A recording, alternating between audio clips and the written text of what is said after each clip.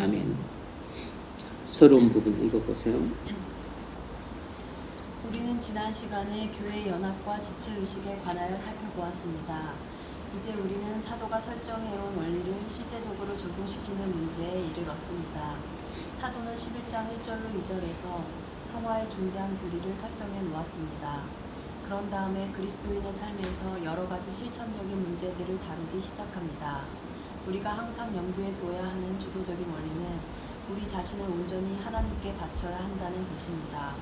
그러기 위해서 우리는 마음을 새롭게 함으로 변화를 받아야 합니다. 그래야만 우리는 이 세대를 본받지 않고 하나님의 선하시고 기뻐하시고 온전하신 뜻이 무엇인지 분별할 수 있게 됩니다. 이것이 우리 그리스도인의 성화의 원리입니다. 우리는 세상적인 삶의 방식인 자기 중심적인 삶을 포기하고 예수 그리스도 안에서 새로운 관계에 비추어서 생각해야 합니다. 그런 다음에 바울은 몸에 대한 비유로 그리스도의 몸된 교회를 설명합니다. 그리고 나서 그는 우리가 어떻게 영적인 은사들을 활용해야 하는지를 보여주고 있습니다. 오늘 우리는 영적 은사의 본질에 관하여 공부하겠습니다. 네, 사도 바울은 11장까지 이신칭이 진리에 대한 설명을 마치고 이신칭이 구원을 받은 그리스도인들이 어떻게 살아야 되는가 하는 실제적인 삶의 문제를 다룹니다. 이것을 성화에 관한 교리라고 말을 할 수도 있습니다. 성화에 관한 가르침의 핵심은 헌신해야 한다는 것입니다. 너희 몸을 하나님이 기뻐하시는 거룩한 산 제물로 바치라. 헌신을 말합니다. 이것이 성화의 삶의 그 초점입니다. 성화의 삶이란 헌신하는 삶이에요. 헌신하는 삶이란 진리에 순종하는 삶입니다. 어떻게 그렇게 할 수 있는가? 그것은 우리 마음이 변화가 되어야 된다는 것입니다. 우리 마음이 새로워져야 된다는 것입니다. 우리가 날마다 새로워져야 날마다 성화되는 삶을 살 수 있다는 것이에요. 마음을 새롭게 함으로 변화를 받아. 이것이 포인트인 거죠. 그래야만 우리는 날마다 이 세상을 본받지 않고 날마다 하나님이 선하시고 기뻐하시고 온전한 뜻이 무엇인지 분별해서 순종할 수 있다는 것입니다.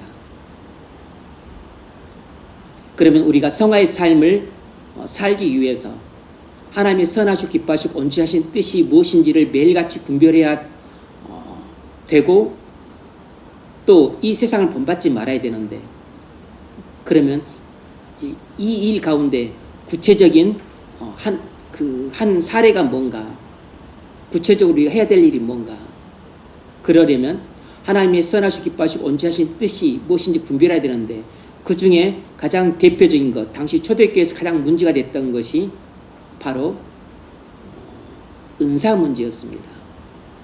은사가 문제가 되었던 것은 그에 앞서서 교회론이 잘못되었기 때문이에요. 교회론이 잘못됐기 때문에 은사론도 잘못되었던 겁니다. 그래서 은사 문제를 끄집어내기 위해서 먼저 교회 문제를 이야기를 했습니다.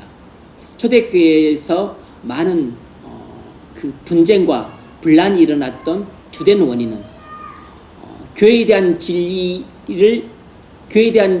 대한 이해가 부족했기 때문이고 은사에 대한 진리에 대한 이해가 부족했기 때문입니다. 교회와 은사에 대한 진리에 대한 이해 부족이 초대교회에 많은 문제들을 야기시켰습니다.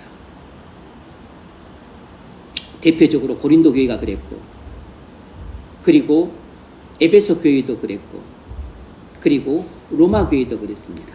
근데 이 교회뿐이겠습니까? 다른 교회들은 구체적으로 언급을 안 했다 할지라도 다른 초대교회들도 상황은 대동소이했습니다. 그러므로 오늘날 교회에 있어서 문제가 야기될 수 있는 그 소지가 뭐냐면 바로 교회론과 은사론에 대한 잘못된 이해입니다. 교회에 대한 이해가 부족하고 은사에 대한 이해가 부족하게 되면 초대교회와 똑같은 문제가 야기되는 것입니다. 이것은 우리의 성화의 삶과 개인적으로 직접적 관계가 깊고, 그리고 교회적인 측면에서는 이것이 교회를 건강하게 세워가는데 아주 중요한 문제인 겁니다. 그래서 사도 바울이 이제 성화에 대한 이야기, 또 적용을 다룰 때 맨 먼저 다루고 있는 이유인 겁니다. 그러니까 우리는 은사 문제가 뭐가 중요하냐 이렇게 생각하기 쉬운데, 은사 문제가 중요하지 않다면 맨 먼저 다루지 않았을 겁니다.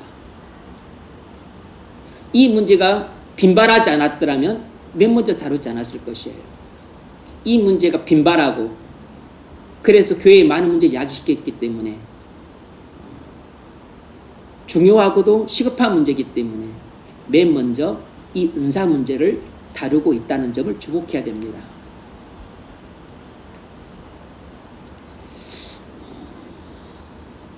우리 자신도 그렇거니와 또 다른 사람들을 볼 때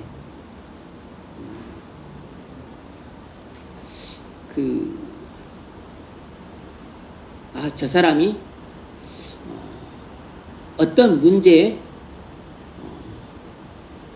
대처를 잘못하고 있다, 이런 생각이 들 때가 있습니다. 내가 어떤 상황에 발생을 했는데 내가 잘못 대응하는 경우가 있습니다. 내가 어떤 일이 내게 일어났는데 내가 잘못 대응을 하는 일이 발생을 해요. 아니면 또 다른 지체들이 그것이 직장 문제든, 아니면 결혼 문제든, 아니면 그것이 돈 문제든, 아니면 그것이 교회 문제든 간에 또 무슨 일이 발생을 했는데 잘못된 반응을 보이는 경우가 있습니다. 이유가 뭐겠습니까? 그것은 그 문제를 바라보는 관점에 문제가 있을 때 그렇습니다. 무슨 이야기냐면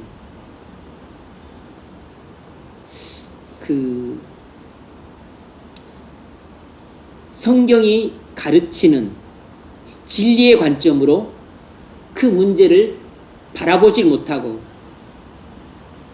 그냥 자기 선입관으로 그 문제를 바라보고 이해하고 해결할 때 항상 잘못된 반응을 보이는 것입니다. 그리고 잘못된 결정을 하고, 그리고 잘못된 선택을 하는 것이에요. 그러므로 우리가 성경을 배우기만 하고 그것이 나의 믿음으로 뿌리내리지 못하면 나의 가치관으로 정착이 안 되는 것입니다. 내가 진리를 배웠지만 그것을 내가 믿음으로 받아들여야 그것이 나의 관점이 될 수 있습니다. 나의 가치관이 되고 나의 인생관이 되고 나의 세계관이 되는 것이에요. 내가 진리를 듣지만 그냥 한 귀로 듣고 한 귀로 흘러버리면 그것은 절대로 나의 신앙이 되지 않기 때문에 나의 신앙관으로 뿌리 내릴 수가 없어요. 그러면 백날 듣고 배워도 정작 배우자 선택할 때는 그냥 완전히 자기 머릿속에 예전부터 있었던 선입관을 따라 배우자를 선택합니다. 그리고 또 재택할 때도 성경에서 백날 가르쳐 봤자요. 그냥 부모님이 일러주시고 친구들이 말하고 직장 동료들이 가르쳐주고 또 내가 공감하고 동조하는 바 그 기존의 선입관과 편견을 따라 그냥 본인이 재택을 해요. 목사가 성경 말씀을 갖고 뭐라고 설교를 해도 뭐라고 가르쳐도 그냥 귓등으로 듣거나 콧방귀 팡 끼고 그리고 자기 멋대로 재테크합니다. 그리고 자기 멋대로 주거지 정하고, 그리고 자기 마음대로 직장 옮깁니다. 그리고 자녀 교육은 그것은 뭐 우리 가정 일이니까 그건 우리 가정에서 알아서 할 일이지 목사님이 뭐 감따라 배나라 할 것 아니다. 뭐 그런 식으로 반응을 해요.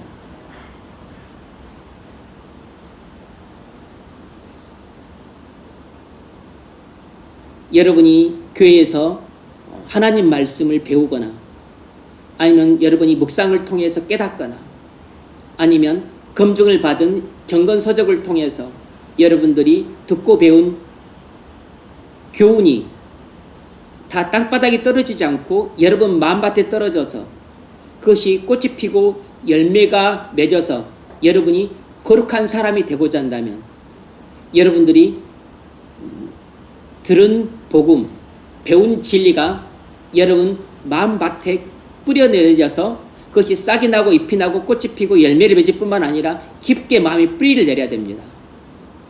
그래서 그것이 여러분의 가치 판단 기준으로 여러분 마음 심지에 굳건히 서야 돼요. 그래서 그것이 모든 여러분에게 일어나는 일들을 판단하는 잣대가 돼야 돼요. 그것이 모든 일들을 바라보는 여러분의 눈이 돼야 됩니다. 그래야지만 올바르게 판단할 수 있고, 그것이 눈이 돼야지만 올바르게 이해할 수 있는 것이에요. 그렇게 안 되면 매번 무슨 일이 발생하든지 간에 그냥 거의 잘못된 반응을 해요. 그리고 중요한 인생의 향방을 가름할 중요한 일이 있어서 잘못된 결정을 내려버려요.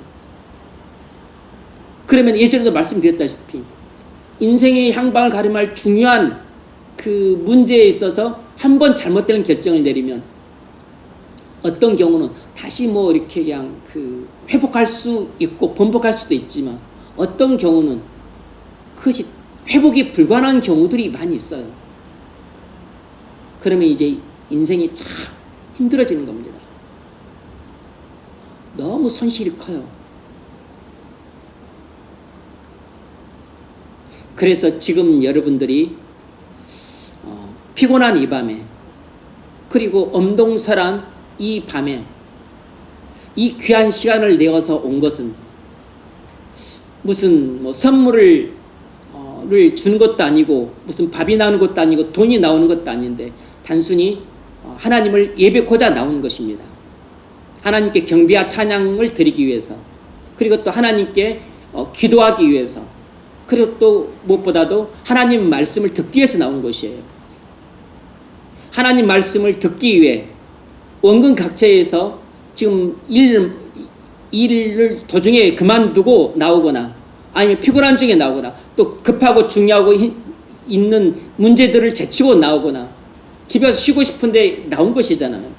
그렇다면 뭔가 여러분들이 육체적이고 물리적인 유익을 얻기 위해 나왔다기보다는 신령한 유익을 얻기 위해 나왔기 때문에 그 말씀이 단 한 말씀이라도 여러분 마음밭에 뿌려져서 믿음의 뿌리로 내려져야 될 겁니다.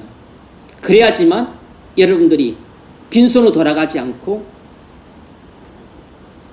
신령한 복락을 하나라도 받아서 돌아갈 수 있는 것이죠. 그렇게 해야만 그 말씀 하나가, 뭐 말씀이 100마디 1000마디가 들려질 텐데 말씀 한마디가 여러분 마음속에 뿌리를 내려서 그것이 자라나야만 여러분의 믿음이 되고 그것이 여러분의 신앙관을 형성할 수 있습니다.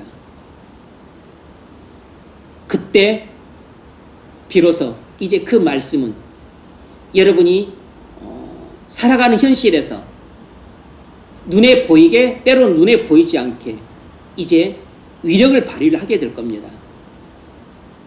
어떤 상황이 발생했었을 때 어떻게 대처를 하고, 또 무슨 상황이 발생했었을 때 어떻게 반응을 할 것인지, 그리고 인생의 향방을 가름할 중요한 문제를 결정해야 될 때 어떻게 결정해야 될 것인가. 그것은 그동안 내가 쌓아온 그런 신앙의 바탕이 돼서 인생의 향방을 가름할 중요한 문제들을 결정을 하는 것이에요. 그래서 내가 그날 기분에 따라 결정하는 게 아닙니다. 그냥 그날 컨디션에 따라서, 그날 컨디션도 영향을 미치겠지만 그날 컨디션에 따라서만 결정을 하는 게 아니에요. 그것은 우리의 모든 결정은 대부분 다 축적되어 온 겁니다. 대체적으로 나의 신앙관이라고 하는 나의 영적인 눈을 통해서 뭐 이렇게 하는 게 좋겠다, 저렇게 하는 게 좋겠다, 이렇게 결정을 하는 것이에요. 나는 이것이 맞다고 생각해. 나는 저것이 맞다고 생각해. 이렇게 결정을 하는 것입니다. 그러므로 오늘 배운 말씀이 지금 당장 영향을 미칠 수도 있지만, 그러나 대부분은 그냥 보이지 않게 우리 마음 안에 들어가서 이제 믿음으로 받은 사람은 그것이 믿음이 되어서 여러분의 신앙관을 형성하는데 작은 한 부분에 유익을 줄 겁니다. 그래서 그것이 뿌리가 내려져서 여러분들의 믿음이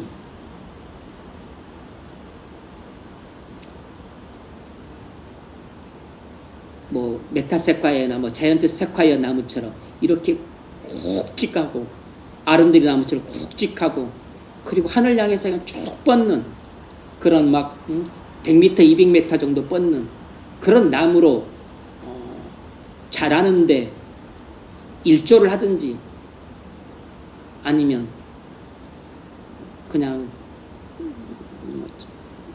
그 콩나무처럼 그렇게 그냥 자라다가 뭐 한 일주일 되면 곧 시들어 버리는, 그렇게 돌짝밭에 부러진 그 씨앗처럼 그렇게 그냥 메말라 죽든 하는 것입니다. 그건 여러분이 얼마나 부드러운 마음으로 믿음으로 받느냐 받지 않느냐에 따라 달려있는 것이에요. 이것들이 한 날 한 날 쌓이고 일주일, 한 달, 1년 이렇게 쌓여서 나의 신앙이 이제 10년의 결과물, 20년의 결과물, 30년의 결과물, 40년의 결과물로 나오는 것이에요. 그래서 그런 것들이 이제 우리 신앙 전반에 영향을 미치는 것입니다. 주일 성수를 어떻게 할 것인가, 그리고 내가 물질 생활을 어떻게 할 것인가, 배우자 선택을 어떻게 하는가, 내가 주거지 문제를 어떻게 결정하는가, 내가 직장 문제를 어떻게 하는가, 내가 자녀 교육을 어떻게 하는가, 내가 배우자 선택은 어떻게 하는가, 내가 뭐 시부모님, 아니면 또 내가 뭐 또 장인 장모님, 내가 또 어떻게 대할 건가, 또 목사님은 어떻게 대할 건가, 내가 또 지체들은 어떻게 대할 건가, 밉살스러운 사람들은 어떻게 대할 건가, 이 모든 것들이 전부 신앙관에 의해서 결정이 되는 것이에요. 그래서 오늘 배운 문제는 단순히 그냥 이것은 은사 문제야, 그걸로 끝나는 게 아닌 것입니다. 우리 교회 생활 전반에 영향을 미치고, 그리고 우리 인생 자체가 신앙이잖아요. 우리 인생 살이에 전체적으로 영향을 미치는 것입니다.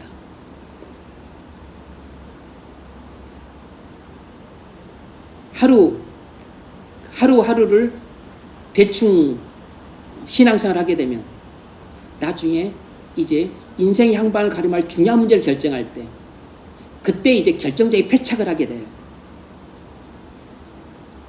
그래서 그런 실패는 다 예견이 되는 것입니다.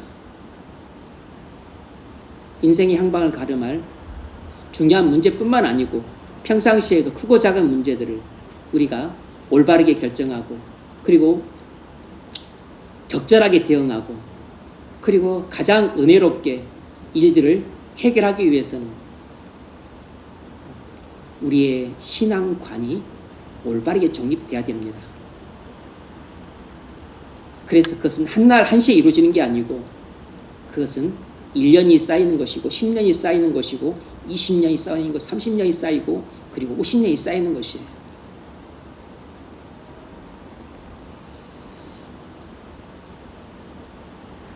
그래서 올바른 반응을 보이고, 그리고 올바른 결정을 하고, 그리고 가장 은혜롭게 문제들을 해결하는 사람은 다 거기에 나름대로 이유가 있는 겁니다. 그날 컨디션이 좋기 때문에 그런 게 아니에요. 그건 다 오랜 신앙생활의 그 축적물이에요. 자, 첫 번째 문제 읽어보십시오. 본문 6절을 읽으십시오. 우리에게 주신 은혜대로 받은 은사가 각각 다르니 이 대목은 우리에게 무엇을 말하고 있습니까? 본문 속에 담겨있는 영적인 원리들은 무엇입니까? 네. 우리에게 주신 은혜대로 받은 은사가 각각 다르니 오늘은 6절 이 구절을 살펴보겠습니다. 우리에게 주신 은혜대로 받은 은사가 각각 다르다 그랬습니다. 이 말씀 속에 담겨있는 영적인 원리는 뭔가 한 5가지를 살펴볼 텐데 첫 번째는 이것입니다. 우리가 받은 은사들은 항상 우리가 받은 은혜에 부합한다는 것입니다. 우리가 받은 은사들은 항상 우리가 받은 은혜에 부합한다는 것이에요. 여기서 은사는 천부적인 재능을 가리키는 게 아닙니다. 은사와 재능은 다르다고 여러 차례 말씀드렸습니다.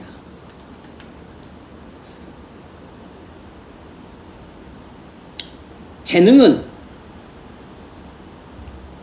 그리스도인이든 그리스도인이 아니든 모두 갖고 태어납니다. 재능은 신자든 불신자든 상관없이 대부분 갖고 있는 것이에요. 그리고 이것은 성경의 의미로 보자면 보통 달란트라고 표현할 수도 있는데 주로 우리가 이 세상에서 먹고 사는 문제와 관련된 재능들이라고 보시면 이해하기가 쉽습니다. 은사랑 다른 것이에요. 은사는 오직 그리스도에게만 주신 은혜로운 선물입니다. 성령께서 그리스도의 몸된 교회의 지체로 부착된 사람들에게만 주신 은혜로운 선물이에요. 그러므로 그리스도의 몸된 교회의 지체가 아닌 사람들은 은사가 없다고 봐야 됩니다. 이것이 그냥 성경의 원론적인 가르침이에요.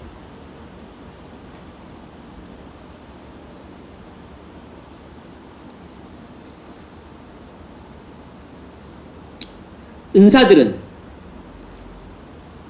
지체들과 교회의 유익을 위하여 교회 안에서 활용하도록 주신 것입니다. 우리 먹고 사는 문제와 관련된 게 아니에요. 그래서 거듭난 사람들에게만 주신 것입니다.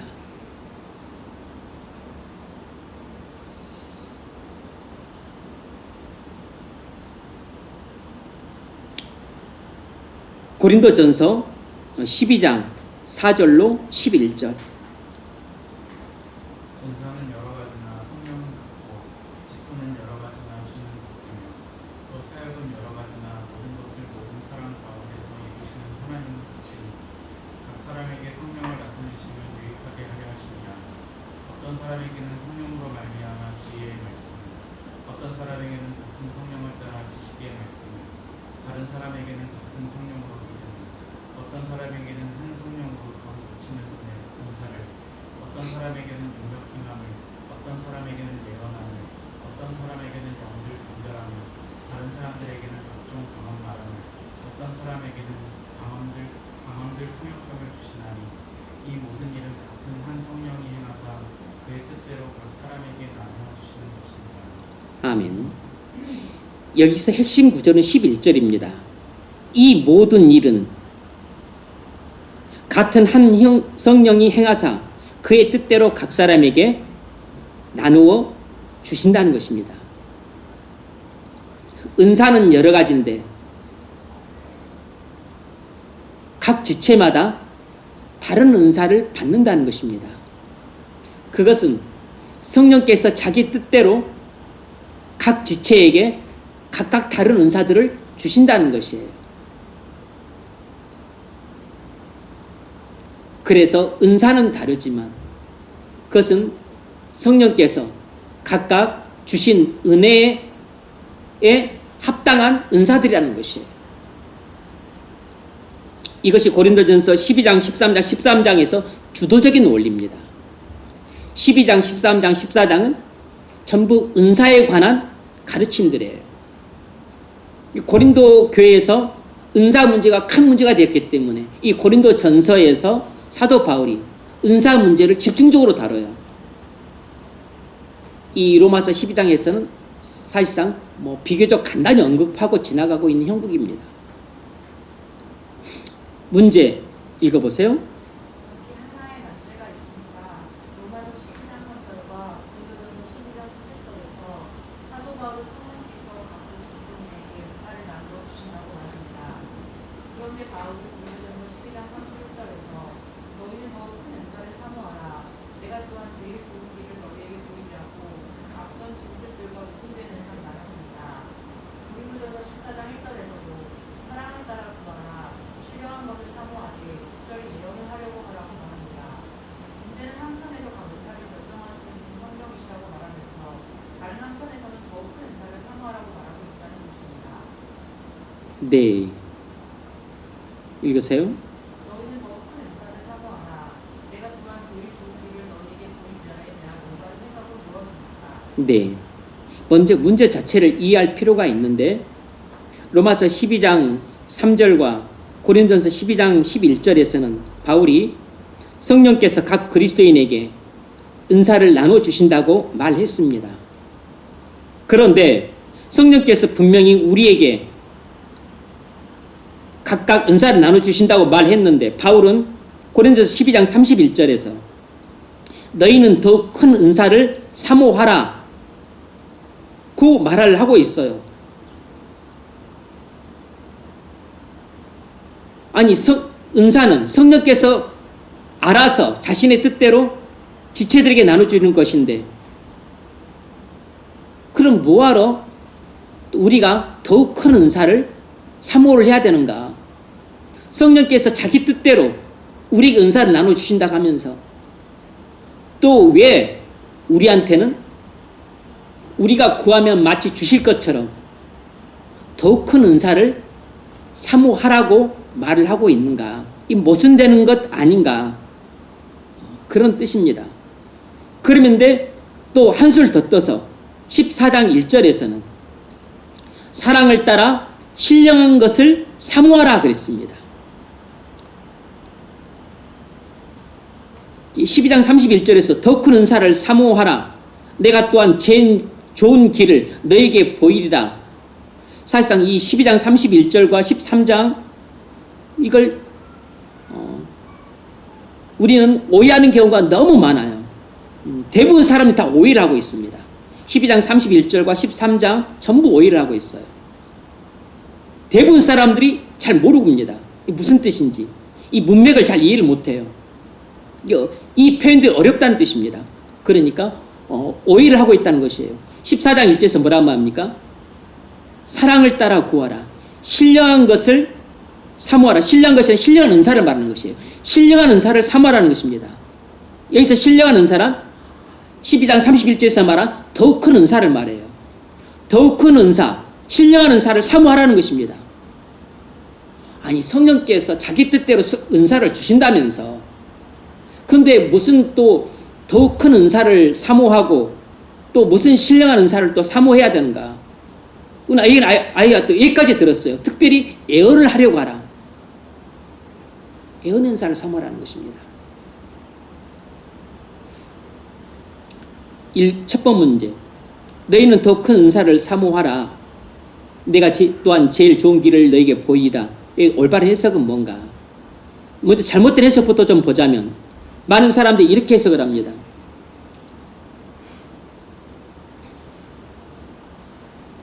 너희 잘못은 은사에 너무 관심을 갖는 것이다. 은사보다 더 중요한 것은 사랑이다. 사랑. 때로는 이렇게도 말을 합니다. 여기 12장에 나와 있는 그 여러 가지 은사들보다 진짜 더 큰 은사란 바로 사랑의 은사를 말한다. 심지어 또 이렇게까지 해석을 합니다. 앞에 많은 은사도 열거가 되었잖아요. 그런데 12장 31절 떡하니 이렇게 말했어요. 너희는 더 큰 은사를 사모하라. 너에게 가장 좋은 길을 보이겠다. 그러고 나서 13장에서 사랑에 대해서 바울이 말하니까 사도 바울이 말한 더 큰 은사란 바로 사랑의 은사를 두고 말하는 것이다. 사랑의 은사가 뭐 믿음의 은사, 지혜의 말씀의 은사, 지식의 말씀의 은사, 신유의 은사, 방언의 은사, 예언의 은사 이런 은사들보다 훨씬 더 큰 은사다. 그러니까 사랑의 은사가 최고의 은사다. 심지어는 또 이렇게 해석하는 경우가 많아요. 많은 사람들이 이렇게 해석을 합니다. 저도 예전에 이렇게 해석을 했던 때가 있었어요. 근데 이건 완전히 잘못된 해석입니다. 전혀 12, 13, 14장이 문맥에 맞지 않은 해석이에요. 그러면 12장 31절과 14장 1절 해석이 안 됩니다.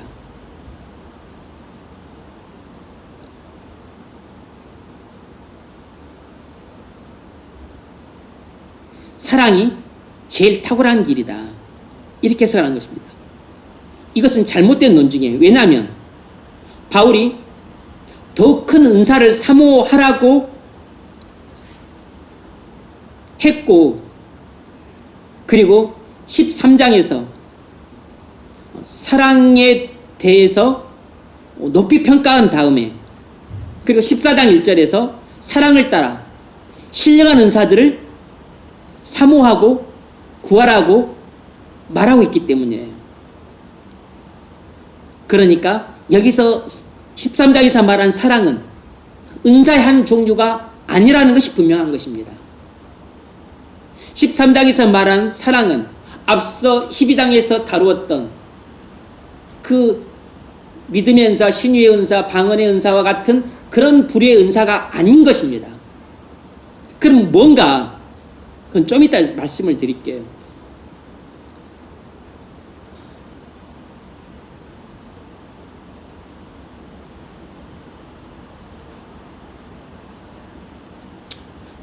바울은 12장에서 언급한 많은 은사들을 제쳐놓고 사랑이 최고의 은사니까 이 사랑의 은사를 우선적으로 구해라. 그런 뜻으로 말하고 있는 것이 결코 아니라는 것입니다. 그럼 긍정적 해석을 하자면 올바른 해석이 뭔가? 이런 것입니다. 은사들이 많이 있는데 큰 은사가 있고 그보다 작은 은사들이 있다. 그러니까 더욱 큰 은사를 사모하고 구하라는 것입니다. 그런데 더욱 큰 은사를 구하는 가장 좋은 길은 바로 사랑이라는 것이에요. 사랑은 그러니까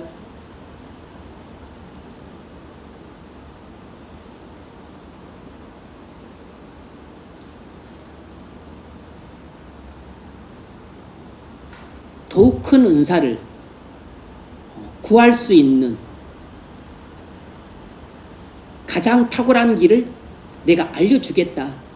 그것입니다. 그게 뭐냐면 바로 사랑이라는 것이에요. 그러니까 우리는 사랑을 따라 더욱 큰 은사를 구해야 된다는 것입니다. 더욱 큰 은사를 구하는 유일한 길은 사랑이라는 것이에요. 사랑.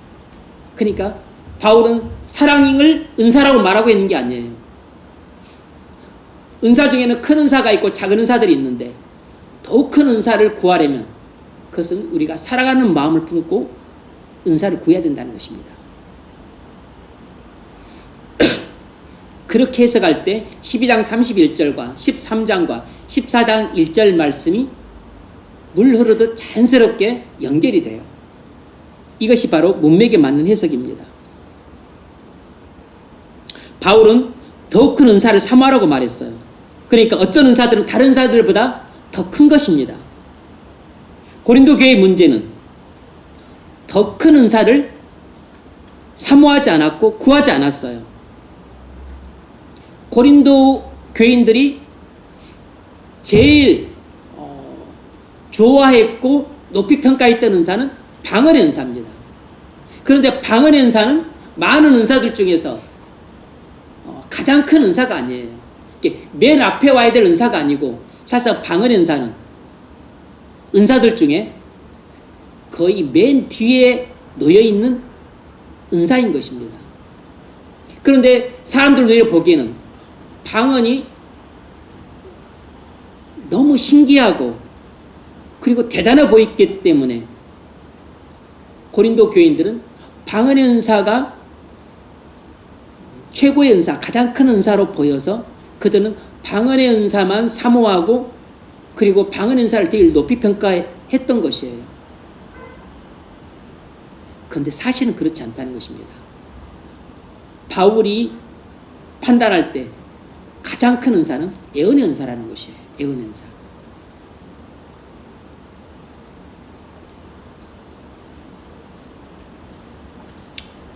그래서 바울은 은사들을 구하지 말라고 말하지 않았습니다. 바울은 은사들을 사모하고 구하라 그랬어요. 더 큰 은사들을 사모하고 구하라 그랬습니다. 그러나 우리가 어떤 은사들을 사모하고 구하려면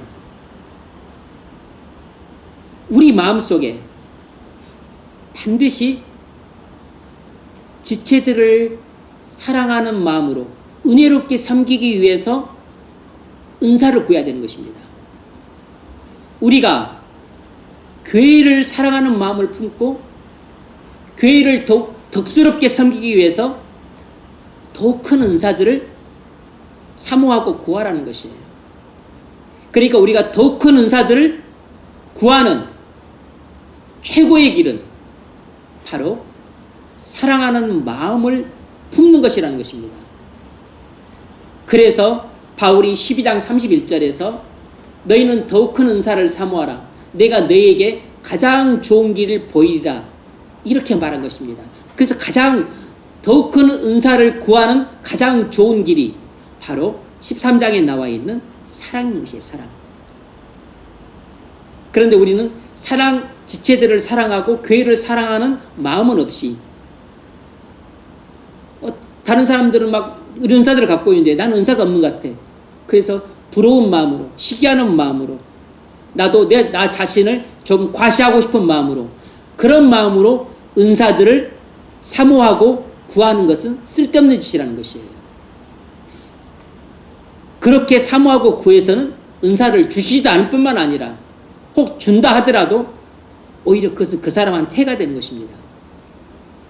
왜냐하면 지체나 교회를 사랑하는 마음도 없이 받은 은사들은 그 뻔할 뻔짜입니다. 그건 자기를 과시하는 용도로 쓰고 자기를 자랑하고 높이는 용도로 쓰고 그리고 다른 지체들을 무시하고 그리고 깔아뭉개는 용도들로 쓸 것이기 때문에 지체들을 세우는 것이 아니고 지체들을 허물어뜨리고 교회를 세우는 것이 아니고 교회를 허물어뜨리는 결과를 가져오므로 본인도 망하고 그리고 교회도 망하게 하는 것입니다. 그러므로 지체들이나 교회를 사랑하는 마음이 없으면 더욱 큰 은사들을 사모해서 구하지 말아야 됩니다. 반드시 우리가 어떤 은사들을 사모해서 구하려면 반드시 주님의 몸된 교회를 사랑해서 내가 더욱 은혜롭게 섬기고 덕스럽게 섬기고 싶은 의도를 갖고 은사를 구해야 되는 겁니다. 그런 마음이 없으면 애시당토 은사를 구하지도 말아야 돼요.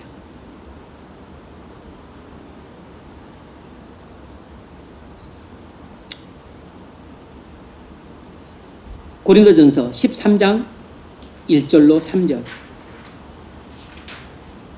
내가 사람의 방언과 천사의 말을 할 내줄지라도 사랑이 없으면 소리나는 그리와 울리는 꽹과리가 되고. 네. 천사의 말, 방언, 전부 은사죠. 내가 은사를 가졌다 할지라도 특히 지금 고린도 교인들을 염두에 두고 하고 있는 말입니다. 사랑이 없다면 이것은 지체들과 교회를 도리어 해롭게 만들기 때문에 아무짝에도 쓸모가 없을 뿐만 아니라 도리어 해롭다는 것이에요. 2절 내가 예언하는 능력이 있어 모든 비밀과 모든 지식을 알고 또 산을 옮길 만한 모든 믿음이 있을지라도 사랑이 없으면 내가 아무것도 아니요. 네, 이것도 똑같은 이야기입니다. 예언의 은사, 믿음의 은사, 이런 엄청난 은사들을 내가 갖고 있다 할지라도 사랑이 없으면 그것은 나 자신한테도 아무런 유익이 없고, 그리고 다른 지체들한테도 아무런 유익이 없고, 그리고 교회도 아무런 유익이 없다는 것이에요. 그러니까 사랑하는 마음이 없는 상태에 있는 사람에게 주어진 그런 가장 큰 은사를 할 수 있는 예언 은사, 그리고 또 비교적 큰 은사를 할 수 있는 믿음의 은사, 이런 은사들이 자신에게도 도움이 안 되고 그리고 교회에도 아무런 도움이 안 된다는 것입니다. 이건 좀 슬픈 일이죠. 3절 내가 내게 있는 모든 것으로 구제하고 또 내 몸을 불사르게 내줄지라도 사랑이 없으면 내게 아무 유익이 없느니라. 네. 사랑하는 마음이 없는 사람에게 있는 은사는 무익하다는 것을 지금 바울이 이렇게 세 절을 통해서 계속 반복해서 강조를 하고 있는 것이에요. 그러니까 우리가 어떤 은사를 받았는가, 그 은사도 중요하지만 한편으로 그보다 더 중요한 것은 우리가 다른 지체들을 사랑하는 마음이 있는가, 이게 더 중요하고, 주님의 몸된 교회를 정말로 내 생명보다 더 소중히 여기는 마음이 있는가, 이게 더 중요하다는 것이에요. 왜냐하면 사랑이 없는 은사는 아무런 유익이 안 된다고 하는 것은 오히려 해가 된다는 뜻이에요. 이게 문자로만 아무 유익이 안 된다, 해는 안 된다는 뜻이겠지. 그게 아니고 아무런 유익이 안 된다는 말은 도리어 해가 된다는 뜻입니다.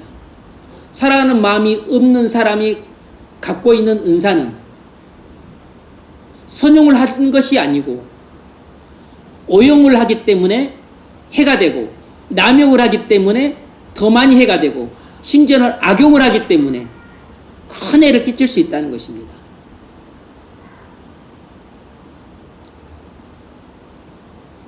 그러니까 우리가 어떤 은사를 받았느냐 하는 것도 중요하지만 그것 못지않게 중요한 것은 우리 마음속에 지체들을 사랑하는 마음이 뜨거운가, 교회를 사랑하는 마음이 뜨거운가, 이것이 실질적으로는 더 중요한 것이에요.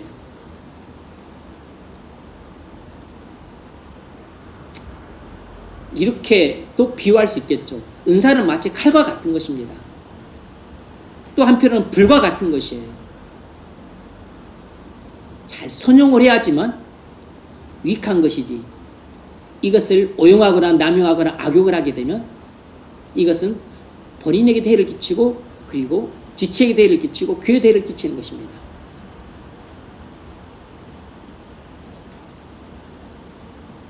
두 번째 문제.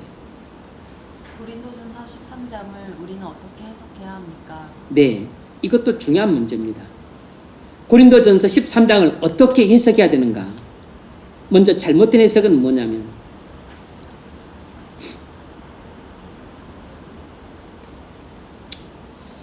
고린도전서 13장 8절에서 사도 바울은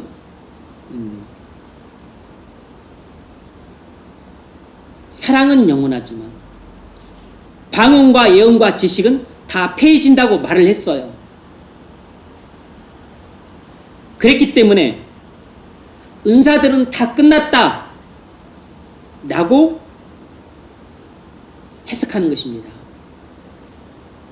이것을 신학적으로 은사중지론이라고 그래요. 마틴 로이존스 목사님은 은사중지론을 틀렸다고 해석합니다.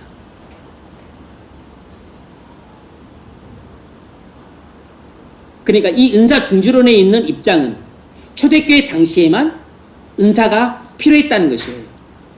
신약 성경이 완성된 후에는 은사들은 더 이상 필요하지 않기 때문에 신약 성경이 완성된 후에는 이 고린도 전서에 나와 있는 이런 은사들은 다 중단되었다는 것입니다.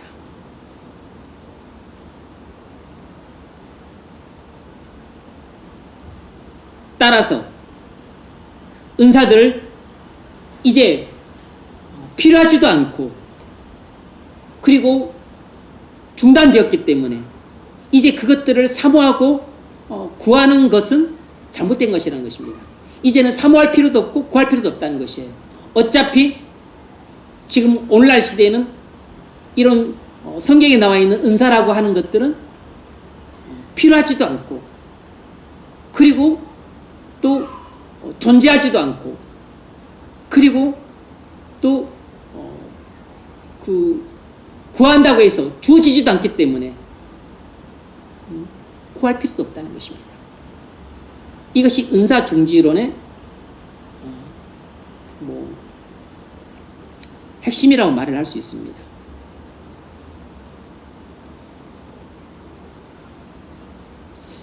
이것에 대한 논박을 이렇게 말할 수 있습니다. 이건 이제 마틴 로이존스 목사님 견해예요. 그렇다면 신약 성경을 가진 이후에는 지식도 폐해졌다고 말을 해야 된다. 그런데 지식이 폐해졌느냐? 전체 논리가 잘못됐다고 주장을 해요. 자, 근데 이제 긍정적 입장에서 좀 해석을 좀 보면 좀 더 쉽게 이해가 됩니다. 뭐냐면 사실상 이 고린도전서 12장 8절을 가지고 이제 그렇게 주장하는 것은 조금 문맥상 해석을 잘못했다고 볼 수 있습니다. 여러분들이 고린도전서 12장 8절을 12장을 펼 수 있으면 한번 펴서 보십시오. 고린도전서 12장 13장 사랑에 대해서 나와 있는 거 13장을 보면 사랑은 언제까지든지 떨어지지 아니하나 예언도 피하고 방언도 그치고 지식도 피하리라.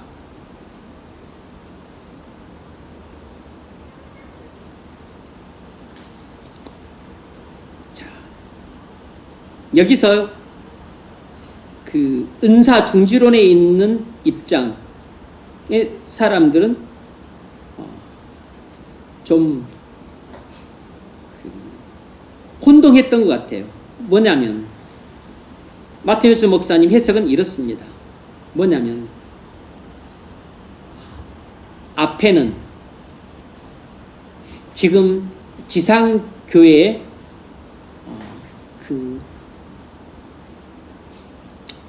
상태를 이야기하고 있는 반면에 이 8절부터 12절까지는 천상교회의 모습을 이야기하고 있는 것이다. 앞에 1절부터 7절까지는 지상교회의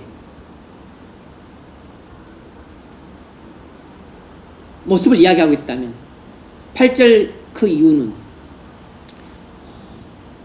천상교회의 영화로운 모습을 이야기하고 있다. 물론 이 두 개를 또 교차적으로 이야기하고 있습니다. 그러니까 이 8절은 당시 초대교회, 지상교회의 모습을 이야기하고 있는 것이 아니고 장차 우리가 영화되어서 그런 천상교회가 이루어졌을 때 그때 모습을 말한 것이다. 그때는 사랑 말고는 뭐 예언이나 방언이나 지식과 같은 이런 은사들은 필요가 없다는 것입니다. 근데 이것은 마틴 로이스 목사님의 해석이 맞아요. 왜냐하면 문맥상 그런 뜻이니까. 지금 8절은 지상교회의 그 실존적 모습을 말하고 있는 게 아닙니다. 그것은 우리가 영화되어서 천상교회에 있을 때 그 모습을 이야기하고 있는 것이에요.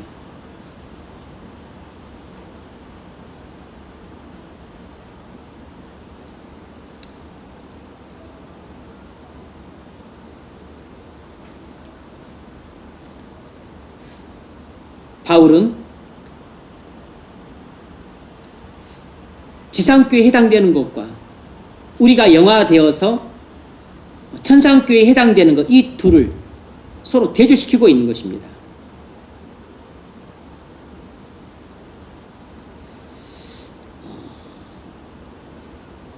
우리 개혁주의 안에는 은사에 관한 두 가지 이론이 대립합니다. 아다시피 은사 중지론이 있고 은사 지속론이 있어요. 반드시 그런 건 아니지만 조직 신학자들은 대체적으로 은사 중지론의 입장이 섭니다. 그리고 뭐 또 반드시 그런 건 아니지만 또 성경 신학자들은 좀 은사 지속론의 입장에 있는 사람들이 종종 있어요. 그런데 현장의 목회자들은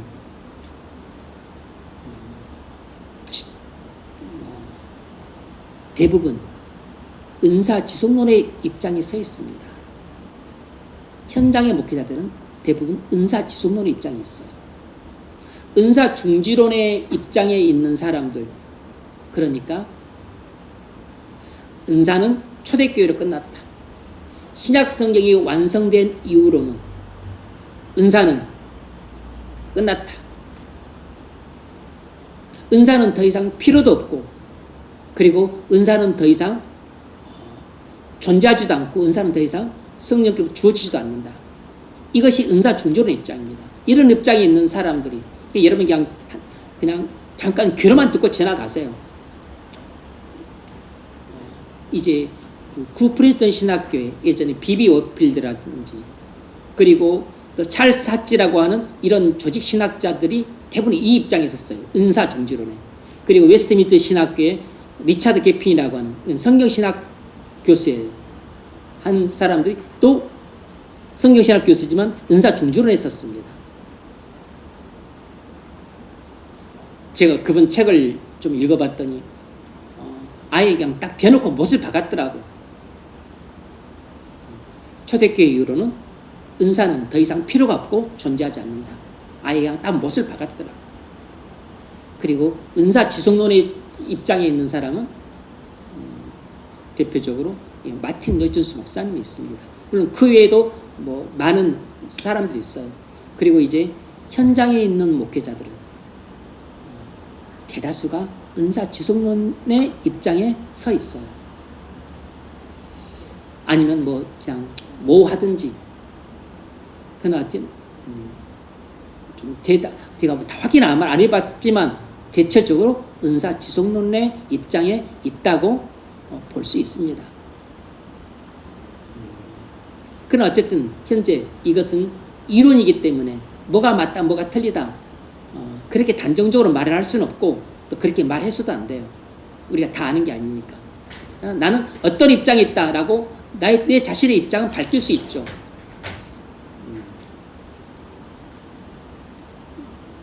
저는 그냥 은사 지속론 입장에 서 있습니다. 그것이 뭐와 나중에도 관련이 되냐면 이것은 이제 성령의 부심, 성령의 부심과도 관련이 돼요. 엉션. 근데 은사 중지론 입장에 있는 사람들은 엉션, 성령의 부심을 따로 인정하지 않습니다. 전부 성령 충만함으로 다 몰아버려요. 그리고 여기는 은사 중지론의 입장에 있는 사람들은 대체적으로 또 은사 중지론의 입장이 있다 그래서 이 사람들 모든 견해가 다 똑같은 것도 아니에요. 또 개인마다 견해가 또 각각 다릅니다. 뭐 그것까지 우리가 알 필요는 없고 이제 은사 중지론의 입장에 서게 되면 그 경향은 대체적으로 이래요. 엉션, 성령의 그 기름 부으심, 성령의 부으심 이런 것은 잘 인정하지 않고, 그리고 부흥, 리바이벌 이런 것도 잘 인정하지 않아요.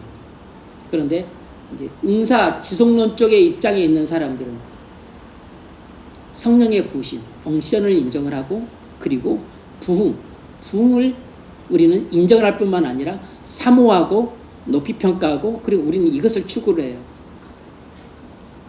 이제 그런 쪽에 있는 입장에 있는 사람들이 뭐 마틴 로이 존스 목사나 님이나 그죠? 뭐 조나단 에드워즈나 대체적으로 청교도 개혁주의 쪽에 입장에 있는 사람들은 이쪽에 있는 사람들이 많다고 볼 수 있습니다. 또 다 똑같은 것도 아니에요. 어쨌든 그래요.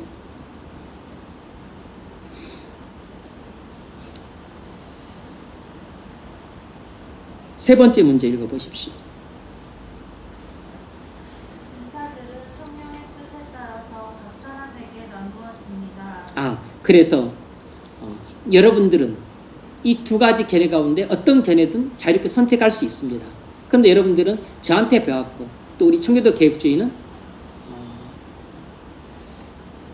사실상 그런 은사 문제에 대해서 그렇게 중요하게 다루지 않습니다. 우리 청교도 개혁주의는 주로 그냥 부흥에 관심을 두죠. 성령의 부으심으로 말미암는 부흥, 여기에 관심을 두지 뭐 은사니 어쩌니 이런 문제는 그렇게 크게 중요하게 다루지 않습니다.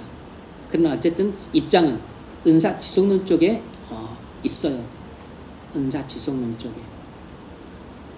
그렇다면 우리는 뭣도 인정을 하는 거죠? 신유의 은사도 인정을 하는 거죠. 그리고 방언의 은사도 인정을 하는 거고, 그리고 특별한 은사, 믿음의 은사,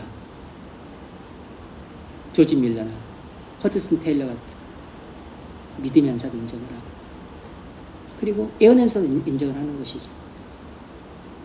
은사들을 보편적으로 인정을 하는 것입니다. 실제로 신유가 일어나잖아요. 안 일어나는 게 아니고 일어난다고. 그리고 방언도 실제로 있고, 그리고 예언도 실제로 하는 경우가 있고. 예를 들자면 우리 총신의 초대 총장이었던 박형룡 교수님 같은 경우는 이분은 조직신학자예요. 은사 중주론 쪽에 있습니다. 그분은 그 웨스트민스터 신학교에서 배웠기 때문에 그쪽 조직신학자들이 대부분 다 은사 중주론 쪽에 입장이 있어요. 그분은 은사 중주론에 있습니다. 그런데 그분은 배가 아플 때, 몸이 아플 때 사모님한테 기도해달라 그래요. 자기 부인한테. 근데 그 사모님이 신유 은사를 갖고 계신 분이에요. 그래서 기도를 해주면 나아요. 근데 이것이 조금 이율배반적이죠.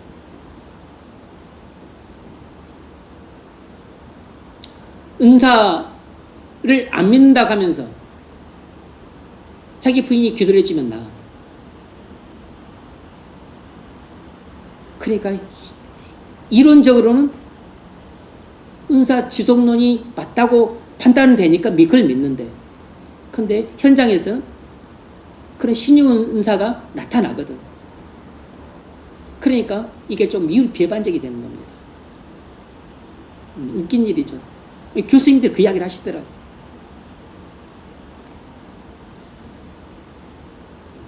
은사 예전에 제 은사도 그 우리 교단의 가장 조직 신학에 대부를 할 수 있는데, 서철은 교수님 같은 경우도 은사 중주론 쪽에 있어요.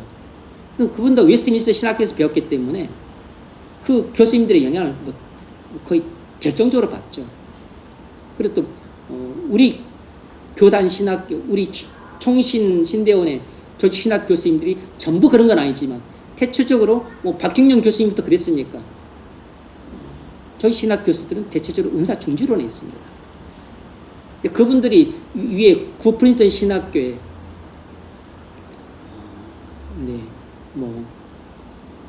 누구죠? 찰스 하찌라든지 비비 어필드라든지 찰스 하찌라든지 그런 분의 영향을 받아서 태동된 것이 웨스트민스터 신학교니까 웨스트민스터 신학교 그 조직 신학자들도 그 스승들의 영향을 받았고, 또 이분들의 영향을 받은 것이 우리 교단의 우리 총신의 그 조직신학 교수님들이세요. 그러니까 그냥 은사 중지론의 입장을 계속 이렇게 대물림하는 것이에요. 그런데 이제 성경신학을 가르쳤던 권성수 교수님이라고 지금 대구 무슨 교회지? 네, 대구 무슨 교회 그 지금 담임으로 계시는데 그분은 이제 성경신학, 신약신학 가르쳤던 분인데 그분은 은사 지속론 쪽에 입장이 있는 분이세요. 그분은 성령의 부으심 그리고 부흥 그것도 인정을 하시는 분입니다. 그런데 은사 중지론에 있든 지속론에 있든 그리 큰 문제 안 돼요. 그럼 은사 지속론은 우리 쪽이고 은사 중지론은 우리랑 결이 다르고 같이 말 섞기도 힘들고 신앙의 색깔이 다르다. 아닙니다. 그렇지 않아요. 전혀 그렇지 않습니다. 은사 중지론에 있어도 신학이 너무 훌륭한 분들도 많이 있습니다. 그러니까 너무 자기 편견에 사로잡혀서 그렇게 편협하게 생각하시면 안 돼요. 은사 중지론에 있어도 훌륭한 신학자들, 훌륭한 교수님들 많이 있다. 그리고 또 훌륭한 목사들도 많이 있고.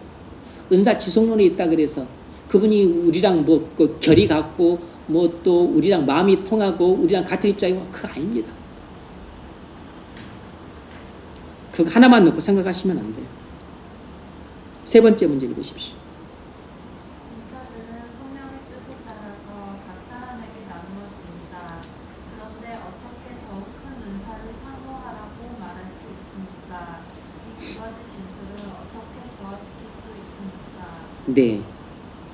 은사들은 성령의 뜻에 따라서 각 사람에게 나누어집니다. 그런데 어떻게 더욱 큰 은사를 사모하라고 말할 수 있는가? 이 두 가지 준설이 모순되는 것 아닌가? 아닙니다. 이 두 가지 말은 본질적으로 모순되지 않습니다. 예를 들자면 이런 것이에요. 구원은 하나님의 주권적인 은사인데 성경은 우리에게 구원을 사모하고 구하라 그러잖아요. 아니 구원은 하나님이 주권적으로 주시는 선물인데 성경은 우리에게 구원을 사모하고 구하라고 구해요. 모순되지 않습니다. 우리가 사모하고 구한다고 해서 하나님이 주시는 건 아니지만 그러나 성경은 그렇게 말을 해요.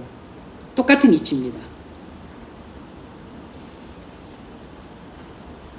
은사는 성령께서 주권적으로 주시는 선물이지만 하지만 성경은 우리에게 은사를 사모하고 구하라고 말을 해요.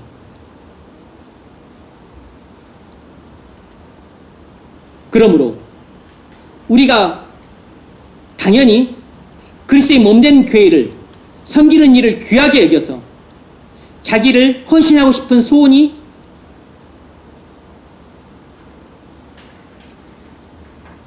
생기면 그 사랑하는 마음으로 은사를 구하면 됩니다. 우리가 구주의 은혜로 성도가 되었으면 주님의 몸된 교회를 사랑하는 마음이 생길 수밖에 없어요. 그리고 주님의 몸된 교회를 잘 섬기고 싶은 마음이 생길 수밖에 없습니다. 그럼 주님을 교회를 몸된 교회를 잘 섬기고 싶은 마음이 생기면 우리는 은사를 사모해서 구하면 되는 겁니다. 내가 이미 그리스도인이 되었다면 나는 어떤 은사를 받았습니다. 내가 모를 뿐이지. 하지만 지체들과 교회를 더욱 사랑하는 마음이 생겨서 더욱 은혜롭고 덕스럽게 섬기고 싶어요. 그러면 나는 이미 갖고 있는 은사도 있지만 또 다른 은사를 사모해서 구할 수 있는 것입니다. 그 이야기를 하고 있는 것이에요.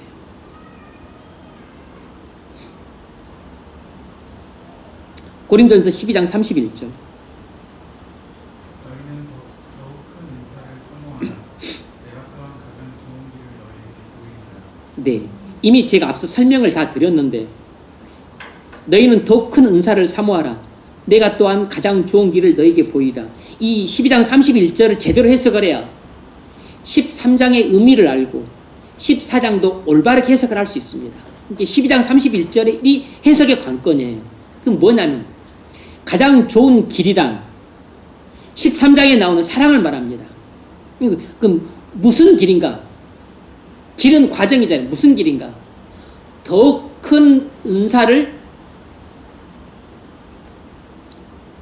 얻을 수 있는 가장 좋은 길. 우리가 더 큰 은사를 얻으려면 어떤 길을 따라서 구해야 되는가? 그것은 바로 사랑하는 마음을 품고 더 큰 은사를 구해야 된다는 것입니다. 더 큰 은사를 구해서 얻기에 가장 좋은 길은 사랑하는 마음이라는 것이에요. 사랑하는 마음.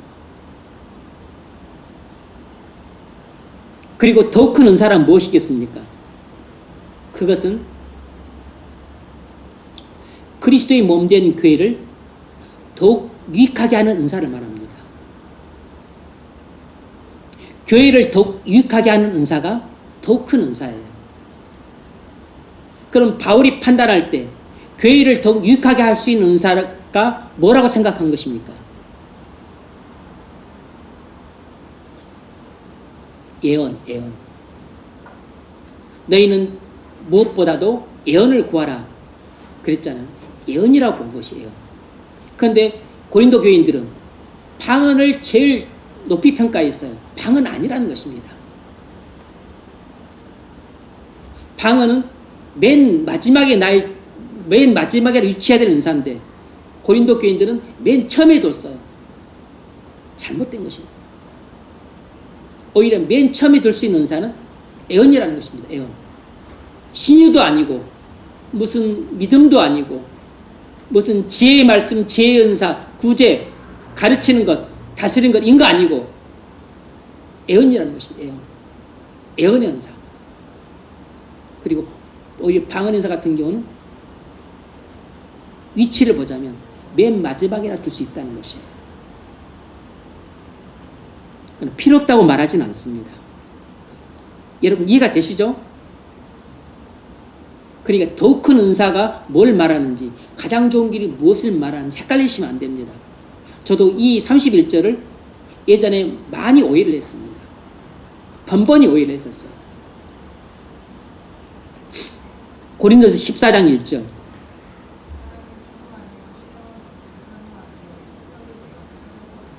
아멘.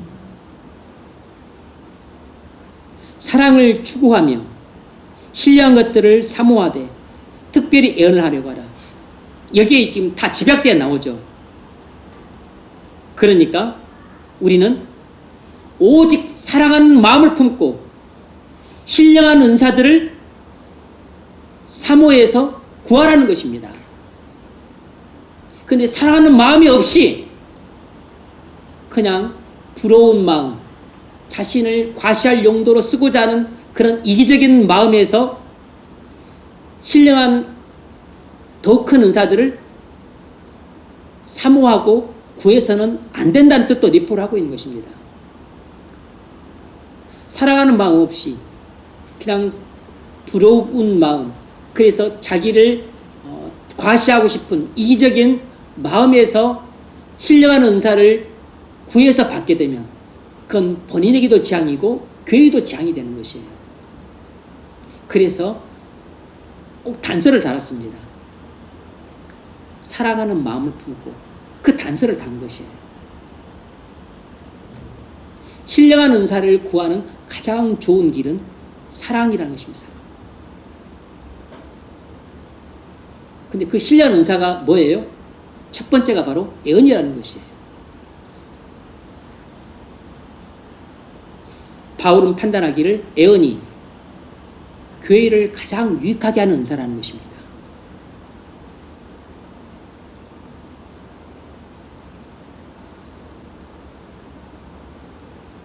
그래서 자신의 즐거움, 자신의 과시할 용도로 은사를 생각하기 쉽죠.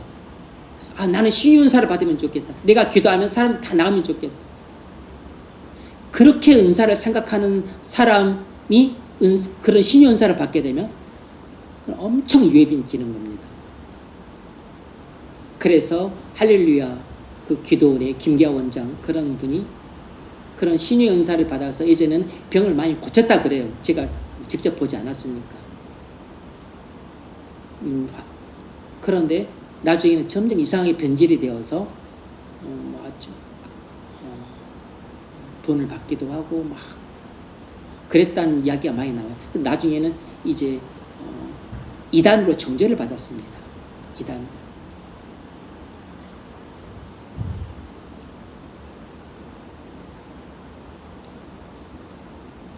그래서 사람을 불쌍히 여기고 그리고 주님의 몸된 교회를 사랑하는 마음이 없이 우리에게 어떤 특별한 은사, 엄청난 은사, 능력 있는 은사들이 주어지게 되면 이건 엄청 위험한 겁니다. 왜냐하면 그 못 모르는 그 어린 1살짜리 아이에게 엄청나게 예리한 회칼을 주어주는 것과 똑같은 것이에요. 그 칼을 갖고 얘가 놀면 어떻게 되겠습니까? 완전 자기 몸 베고 막 자르고 그러지 않겠어요? 근데 그걸 갖고 또 자기만 그런 게 아니고 그걸 가지고 또 엄마한테 던지기도 하고 그리고 또 동생한테 또 떨어뜨리기도 하고 여러 사람 죽이는 것입니다.